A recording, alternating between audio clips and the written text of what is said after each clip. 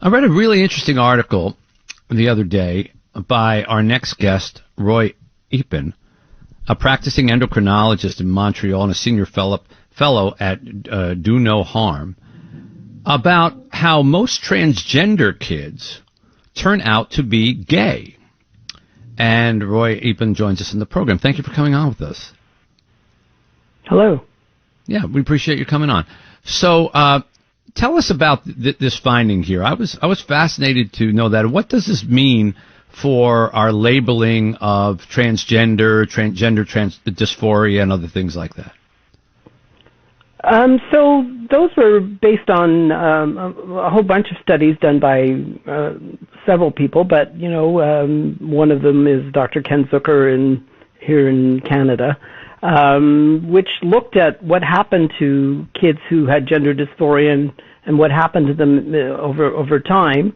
The numbers were not huge, and that's one of the problems we have with a lot of the transgender youth that we're dealing with. We don't have good follow-up. A lot of them get lost to follow-up. And, if you left the transgender youth alone, the gender dysphoric kids alone, a lot of them went into puberty and got over their gender dysphoria. And that was true in about 80% of cases, and in some studies as high as 88%.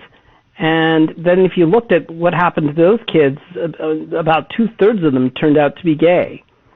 So wow. Now you make a really interesting parallel in your piece about how 50 years ago there were practices about people trying to do conversion therapy to get the gay out of people. Like there was something the matter with them, and would put them through treatments to literally cure them of being gay. And now here we are 50 years later, they are actually, in your words, essentially doing the same thing to people who are gay, trying to basically say, no, you're trans, and trying to kind of get the gay out of them to be trans, which is beyond ironic. It's history repeating itself in the worst kind of form. Yeah, can you elaborate on that? It's kind of odd. As you can probably hear, I'm a somewhat effeminate man, but I'm a man, and I happen to be gay myself, and I think that today people would be telling me I'm trans. I think we have to let kids, a lot of countries in the world are sort of trying to demedicalize the treatment of trans youth and gender dysphoric children. And they think the best thing to do is not the medicalization, not the drugs, not the surgery, but to talk therapy. That's true in Sweden. That's true. There's a major report coming out in the United Kingdom, in Finland, and in Norway. And I think we have to do what's best for children. And the treatments, these medicalized treatments, are irreversible and can cause harm if the kid was gay to begin with. There's a lawsuit. That raises an interesting question, and Roy, I appreciate your being frank about your own history. So I would like to ask you, when you were younger, if you felt gay or tendencies that way, did you express yourself in a way that you were interested? You said you used the word effeminate yourself. Perhaps you were interested in things that quote unquote girls were more interested in. That same kind of thing today. Are we looking at kids who boys, for example, who are more interested in girl things, traditional girl things, or girl clothing, or dolls, or whatever it is, and instead of saying, thinking, well, they might be gay, now it's like, oh, well, therefore they must be a girl. They must secretly be a girl. They must identify as a girl, and start going down that path when, as you point out, there are people who are just, be it girls who break kind of the traditional girl thing and are more interested in male things, or tomboyish, what we used to call it, or the other way around. Are we now just reacting to stuff that used to go on quite naturally, and now we're saying, oh, well, that must mean that they're transgender, and we need to go get some medical treatment for this? Yeah, I think that's actually somewhat true, and I think, for some reason we've decided that we should go back to gender stereotypes that I thought we had sort of gotten rid of 30 years ago. I think we should sort of accept people for who they are, and there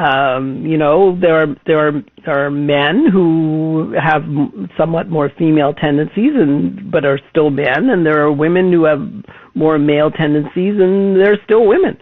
And I think that was what my article was trying to say, that we have to give these kids time to develop. Some of them will be trans, and when they're older and able to give actual consent to these medical treatments and understand exactly what's happening, well after they're 18. We should let them do right. what they think is best for most themselves. reasonable people, even people who are critical of this, agree with that. Like after they're 18, if that's what they choose to do, what seems to get people's ire up is the stuff that's done to children. So I ask you, because you've done the work on this, why do you think there is this rush?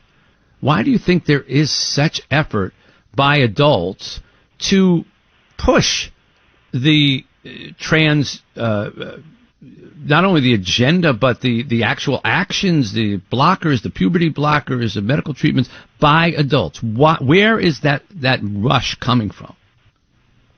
I think it's somewhat misguided, and it's based on thinking that that they're preventing these kids from killing themselves, and there's absolutely no good evidence to say that many of these children who have gender dysphoria have many other issues going on at the same time.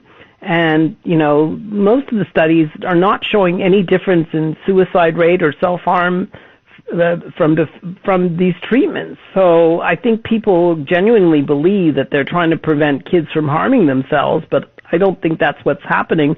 And these treatments themselves can lead to a harm which is not reversible. Right. Right. If someone had said to you when you were younger, we need to make you straight or you're going to kill yourself, it would have probably seemed ridiculous, right?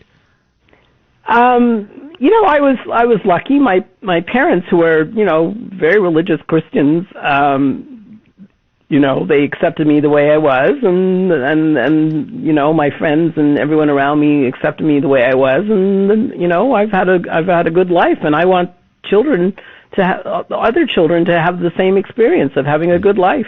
Yeah. And I think that what we're doing is harming them.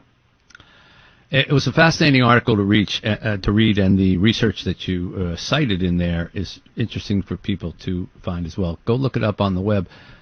Roy Eappen, Eappen. Most transgender kids turn out to be gay. A really interesting piece. Thank you for coming on with us, Dr. Eappen. Appreciate it. You're welcome. Back with more on 760.